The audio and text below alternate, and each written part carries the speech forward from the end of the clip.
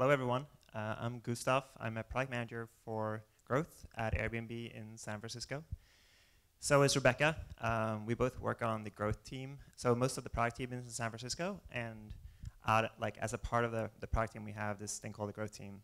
So I'm going to focus first on just a little bit about kind of a background on growth and why we're doing this, and then I'll speak about referral program or invites, and then Rebecca is going to talk about user engagement. And I think we said just, unless there's a very specific question, let's save the questions until the end of both presentations. We'll do a bunch of Q&A afterwards if you wonder about anything. And please stop me if I speak too fast. I have a tendency to do that. So the growth team is a handsome bunch. This is not how we dress up every day, but on our formal Fridays, every now and then, we dress up like this. The growth team is mostly engineers. I think we're about 20 people altogether, of which 12 or 13 are engineers. There's 2 product managers, 3 now. There's a couple of data scientists, and there's a couple of designers. But most of the team in our team are engineers. And most of the things that we do is basically shipping code that makes the product better. So 2 primary kind of focus areas that we do in our team. Those are accelerate awareness. So you might think that, well, especially if you live in San Francisco, you might think that most people have heard of Airbnb before. That's actually not true, especially not if you go outside of San Francisco. Most people have not heard about Airbnb. And if you ask a random person, name a travel brand or a travel company you can think of, they would not mention Airbnb. So our biggest challenge right now is awareness, so people getting to know about Airbnb. After that, once someone knows about your company, they create some intent to go travel, then you want to focus on driving that conversion, improving that conversion, and even engaging those people that are not necessarily about to book. Like any growth team or any growth product, the first thing you do is you create this a funnel. Basically, what are the different steps that you go through when you're using your product?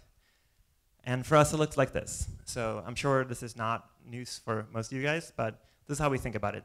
So at the top, we make sure that we are really good at analytics and attribution. So what does that mean? So for every single person that hit our site, our app, or our mobile website, where are they initially coming from? Are they from an online marketing ad?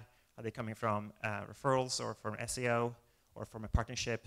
Make sure that we track that very, very well the very first time they hit us. We call that area top of the funnel. After that, we have this thing called conversion. So this is people basically that have landed on our site or our product about to go and make a booking. There's a number of steps in that conversion funnel that we track very well. So it could be things like, of the people that are landing, how many do a search? How many do a search with dates? How many end up actually contacting a host and then booking? And then I'm going to have Rebecca talk about engagement afterwards. So why is this important? So why is there a growth team on a company that's growing so much? Some people think that just because you have an amazing product is going to get adopted.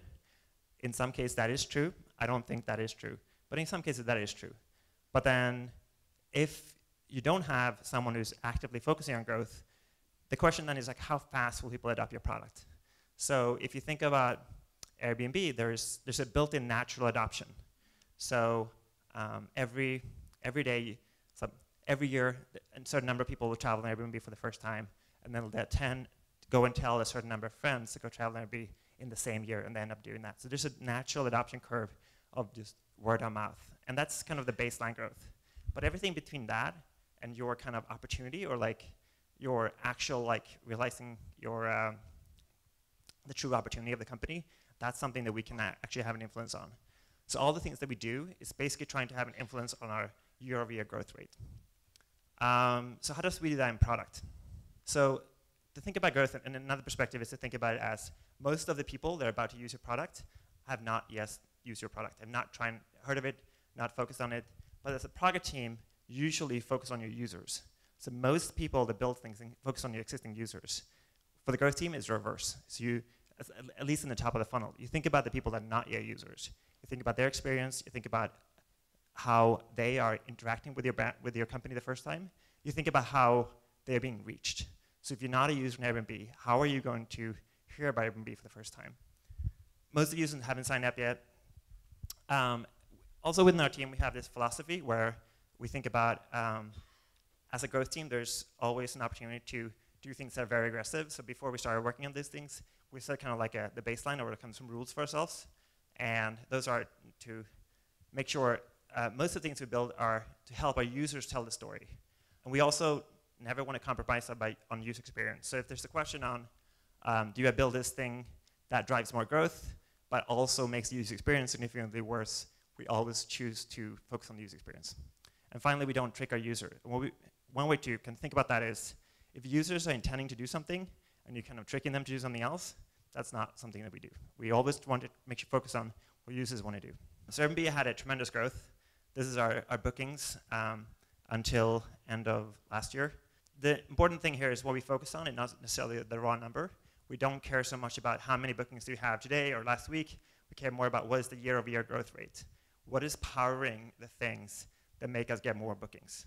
So it doesn't really matter if we get lots of users tomorrow, if we get promoted in the App Store. It's more about how does that happen and how does that grow year over year. So as part of the product team, most of the things, again, that you were going to work on the product team are going to be things that don't touch non-users. So as a growth team, you want to make sure you focus on the things that actually have an impact on the people that are not using your product. So this is a random sample of things that we do at Airbnb in the product team. So it could be anything from the resolutions tool for customer service, or product emails that we send out, or the calendar, or reviews, or reservations, or groups. So many different product features that our team focuses on, and there's a number of different teams working on these things. But how many of these things do you actually touch a non-user? A small minority. So most of these things, if you're not a user on Airbnb already, you'll never experience these things until the day you're a user. So in our team, when we focus on top of the funnel, we really think hard about what are the things that we're building that touches non-users. Some example here. Referrals, obviously a social experience that you can empower your users to tell their friends. The listing page, both social and an SEO driver, drives people searching for that neighborhood of that city, or the reviews, or our blog. But most of these things don't touch people that are not already using the site. So if you only focus on the things that don't touch the users, you're going to kind of only have this natural adoption curve of like people telling their friends. And that might be really, really slow over time. So I'm going to talk about referrals. This is a project that I worked on over the last year. Referrals or invite friends is a very common concept. A lot of different companies have built this. The reason I think it made really sense for Airbnb was because we had such a powerful product where word of mouth was the primary driver. So you could think about referrals as kind of engineered word of mouth. If I'm as a normal user of Airbnb, will end up telling 2 or 3 friends every year that then go and stay with Airbnb in that same year, word of mouth is referrals is a way to accelerate that, to make that happen faster. So we build tools, we kind of act as a social graph to make those things happen faster. So how do we know that word of mouth is a strong driver? Well, there's many different ways to look at it.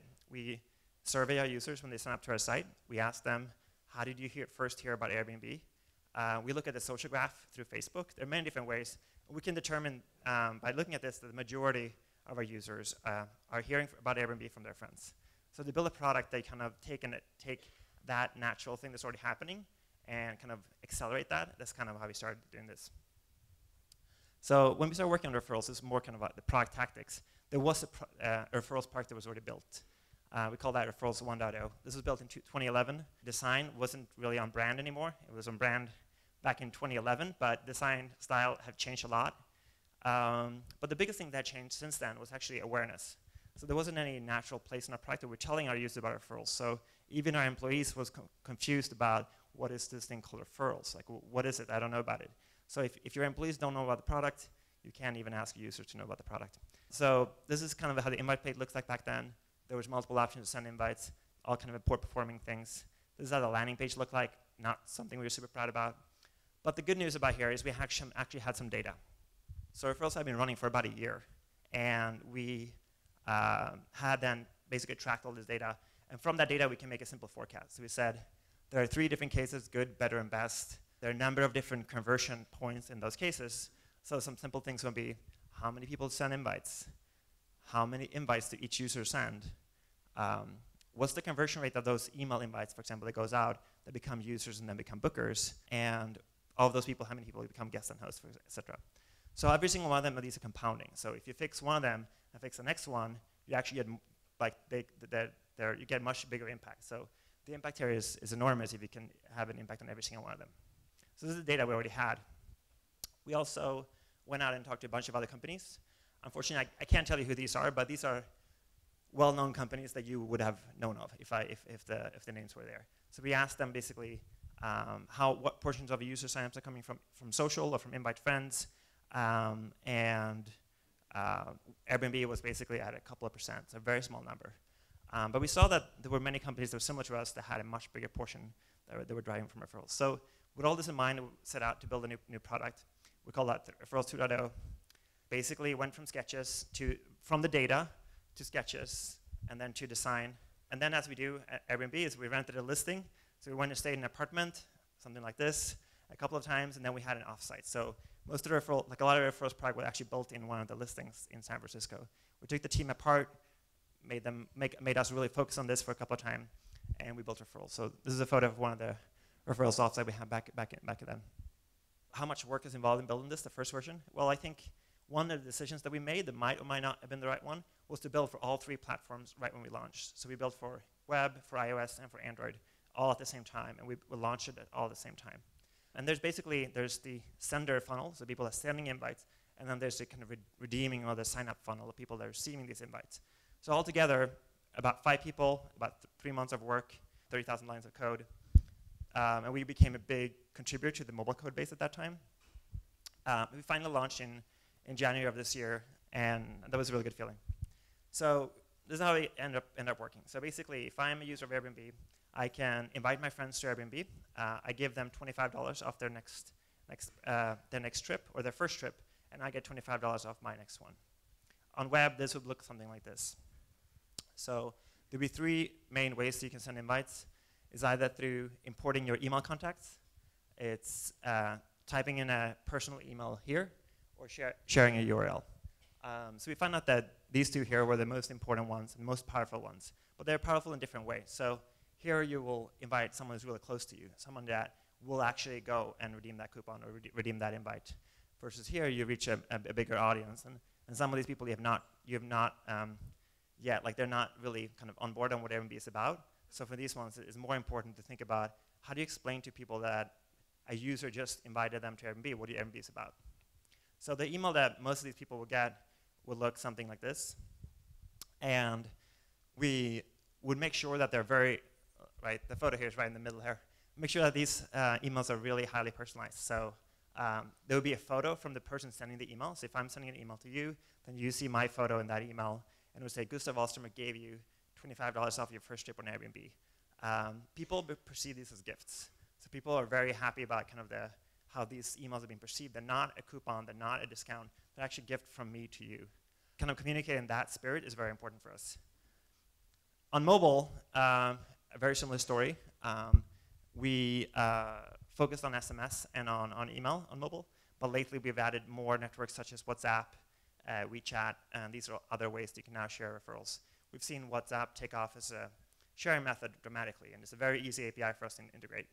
Same principle, you can send invites, you can check how those invites are performing. On Android, there was one API that was more interesting than any of the other APIs we've seen anywhere else, which is this thing called recommended contacts. So on Android, there's an API where you can ask people who is people I've been communicated the most with, and who are the people that I've been basically calling the most, and I've added as favorites in my contact list. If you pull that API out, these top people here are the people that are absolutely closest to me. So you can say, if I'm inviting someone who's a random person in my address book versus someone who's really close to me, there's going to be a different conversion rate on me sending and they signing up. So we spent some time experimenting with these things. So one thing that is really important at Airbnb is instrumentation and tracking. So when we launched referrals, we basically instrumented and built out the funnels from day one. So on the very first day, we were able to see a dashboard like this and see basically how we're performing day over day across the different channels. So this would be email, this would be some direct code, and it would be some Facebook and some WhatsApp and WeChat. Basically, by looking at each individual channel, how they're performing. And then we created this funnel that we now, when we're tracking referrals, there are a number of different steps that we're focusing on. This is not the full funnel, but these are kind of the main points that we care about. So the most important thing is like how many people saw an entry point to this thing that you're building? How many people of your users have heard about referrals? Of those people, how many people click on it and go to the invite page and send invites. Of those people, how many people do they reach? Like how many invites did they send? And then how is the conversion rate in the users? So we found out pretty early that the most impact we can have is in the beginning of this funnel. So we spend most of our time optimizing these steps, fewer of our time optimizing these steps in the end. So people that sign up as referred users, that tend to become as good users as the average user. One of the biggest win we did on the very top here is basically, when do you tell someone to send invites? Right after booking, we found it was the best way. So we basically, when you make a booking on Airbnb, we show you this prompt, and roughly 15% of the people that see this prompt act on it and go to the referrals page and send invites. That's a huge number. That's like compared to any other way to get that rate of people that you just ask randomly to act on something is a really big number. So been with Referrals for about a year now. How has this impacted the business at Airbnb? Hundreds of thousands of nights, I can't go into details to this, have incremental nights that would otherwise not be booked. So basically, we're driving the same kind of numbers that the business is caring about, which is the number of booked nights, and referrals having a very, very big impact here. Primarily in countries where other sources of growth is not as important, not as kind of well developed or mature. So in a country like China or Asia, or countries where we're not as mature on the other channels like marketing or SEO, referrals having a bigger and bigger impact. So that is my experience in other products as well, is like the earlier in the stage of the company, the more important these kind of products are. So then you might have a question like, how does referred users perform? The people that sign up for referrals, are they just kind of coupon baiters, or just like taking this coupon and making one booking and then never care again? It turns out they're performing just on average slightly better than the average user. So primarily they're better at sending invites and signing up new users, but they're also on average like no difference than the average user. They're performing very similarly. So with all this in mind, launch a new version. How do we make decisions about going back to launching more features or more improvements? Well, we go back to our forecast and say, how have we now improved on these numbers, and where should we look for the next opportunity? And that's going to be keep doing again. And most of the work has been in the top here. So that's basically where we are right now, and keep optimizing this, keep improving this. When something becomes as big as hundreds of thousands of nights, like it's worth keeping working on it and making improvements. And that's all I had. Thank you so much.